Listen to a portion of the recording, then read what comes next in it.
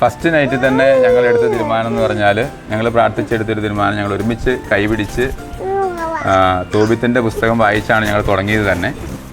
അപ്പോൾ ഞങ്ങൾ രണ്ടുപേരും ഒരുമിച്ച് കൈപിടിച്ച് പ്രാർത്ഥിച്ചെടുത്ത തീരുമാനം ഞങ്ങൾക്ക് മിനിമം, അതായത് എൻ്റെ കുടുംബത്തിൽ ഞങ്ങൾ 5 സഹോദരങ്ങളാണ്.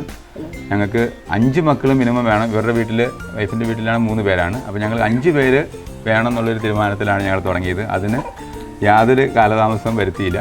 തോബിത്തിൻ്റെ പ്രാർത്ഥന ചൊല്ലി ഞങ്ങൾ പ്രാർത്ഥിച്ച് പരസ്പരം ഞങ്ങൾ ആമേൻ പറഞ്ഞാണ് ഫസ്റ്റ് നൈറ്റ് തന്നെ തുടങ്ങിയത്. അപ്പോൾ അന്നെടുത്ത തീരുമാനം തന്നെ 5 ആയിരുന്നു.